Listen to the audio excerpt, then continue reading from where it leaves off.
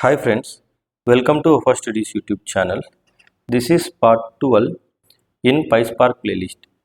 In this video, we are going to discuss about structure type and structure field in PySpark and their usages.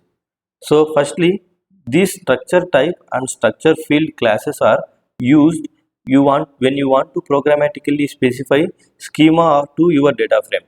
So in my past videos, we already know that using create data frame function, we can create a data frame with some hard coded values. So when you are creating a data frame, if you want to apply some schema to it, some structure to it, then you can use this structure type and structure field classes. This structure type is nothing but like collection of the structure fields only. Okay, so let me practically show you this now. So let me go to my Databricks account, and here let me go to workspace, users, my username, and here let's try to create a new notebook, and let's like struct type struct field. So that is the notebook name I am using here. Python is a default language cluster. Let me hit create button to create this notebook here. So once the notebook get created, you will see this pop-up. You can close that. So this is my notebook. So as I explained in my previous videos, let's try to create a data frame with some hard-coded values. So I am using a data variable. To the data variable, I am supplying list of tuples. So let's use, I am supplying two tuples. In the first tuple, I am using value 1, then maybe Mahir, then maybe salary 3000. Okay, and then in the second tuple, maybe IT2, then value maybe Wafa, and then salary maybe 4000. Okay, so now we know that. So Spark is a keyword that gives you Spark session. On top of that, when I hit dot and control space, there is something called create data frame function. To this create data frame function, I am passing this data, which is list of tuples, and this entire code is going to give me a data frame. So I am going to save that inside a variable called df, and then df dot. So let's try to use show function to show that data frame in a tabular fashion, and also on top of df there is something called print schema function that gives the schema of my data frame. So let me hit shift enter button to execute this code and see what will happen, whether it will create our data frame or not. So you can see Spark job is running here, and in couple of seconds the execution completed, and you can see my data is showing here, but there is no column names. The reason, we haven't applied any schema. Since we haven't applied any schema explicitly, we see these column names like _1, _2, _3, and the data types of column names also like long, string, and long. So this is how it will come. So what if I want to apply some schema on top of it? So far in our previous videos, what we did, we try to create a variable called schema. You can name it columns, whatever you want, and here we used something like this id column, then maybe second tuple value maybe name column, and then salary column.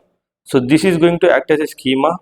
So this entire thing we are going to supply into create data frame function, and now if I hit shift enter to execute this cell, I see my data frame. I have a column names. The column names data types also defined here. So this is how it will work. So here how the data types are coming, the PySpark or a Databricks system inferring the schema. So based upon type of data here, it is taking like long as a values for the integers. So this is we seen already so far in my previous videos. So what I said in this video is, using this structure type and structure field also, you can define a schema to a data frame, and you can define in a very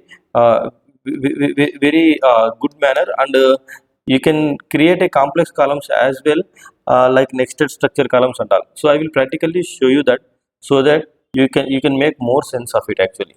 So let me go back to my Databricks notebook here, and here in the schema, let's try to use structure type. So to use the structure types and all, what we need to do is, we need to first import that from PySpark.sql.types module. We need to import, there is something called, so one second, let me hit cancel. So there is something called StructType. See, structure type class, this we have to import, and also let's try. So structure type is nothing but like collection of structure fields, so we want structure fields as well.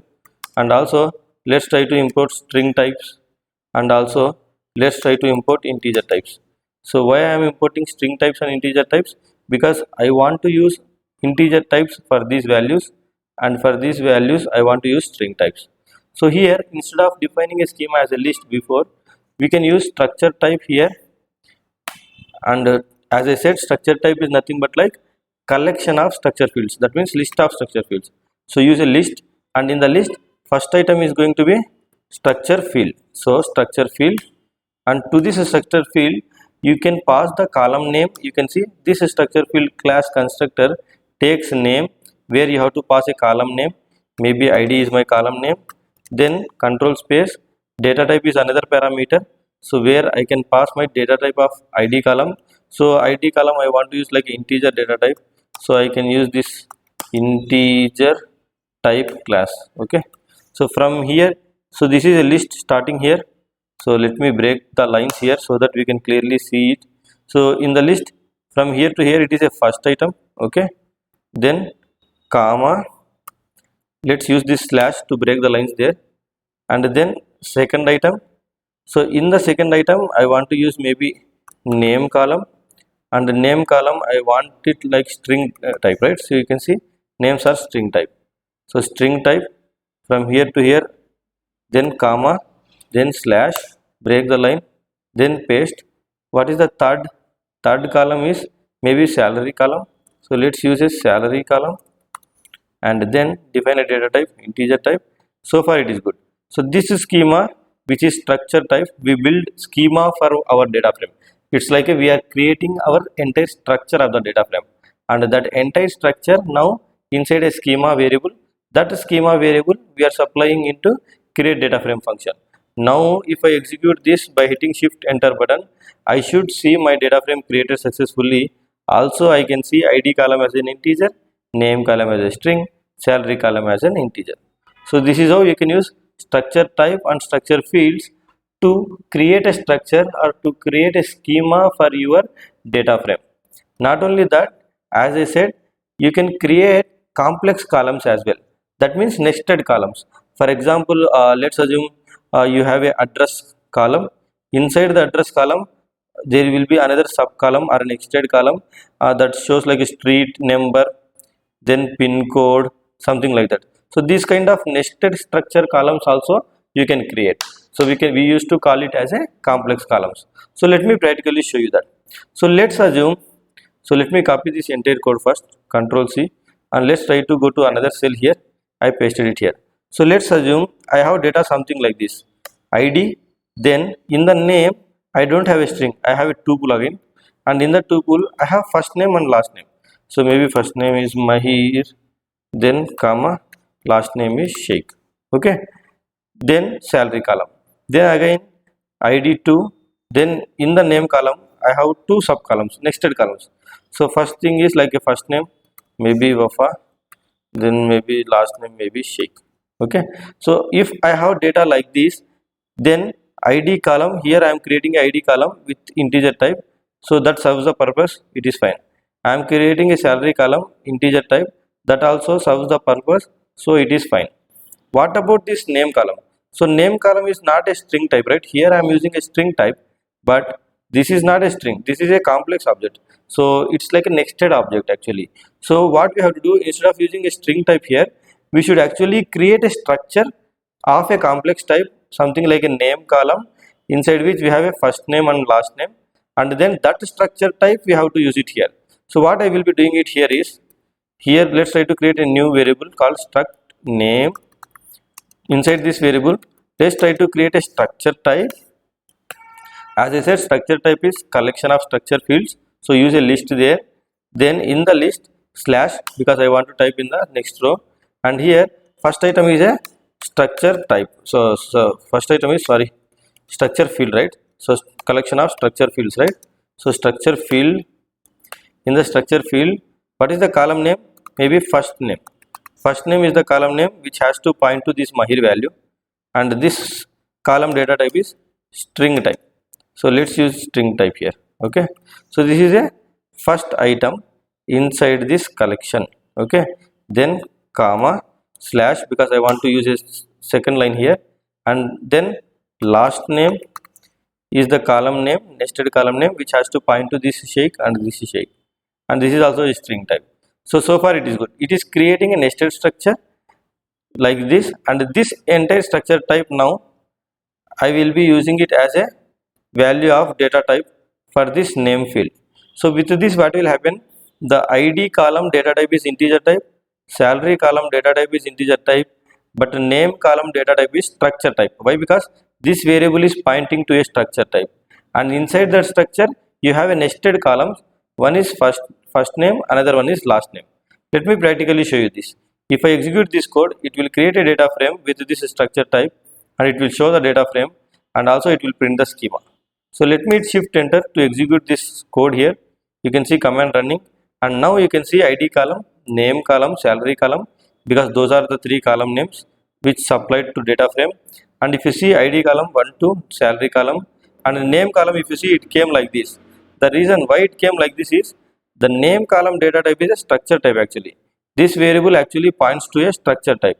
That is the reason if I scroll down, you can see name column data type is a structure type, whereas ID column data type is integer, salary column data type is a integer. So now under name column we have a nested columns, first name, last name. So this is like a complex column, okay. So we will call it like a complex column. So you can create these kind of complex columns as well. So not only that, here we are using DataFrame.show, right? Instead of that, we can even use display function. To the display function we can pass our data frame. If you do that, the complex object will be represented in a very good manner to expand and collapse the columns also. So let me hit shift enter and show you what I mean. So when I hit shift enter, command is running. Now if you see ID column, name column, salary column, there will be this small arrows also that will allow you to expand the rows.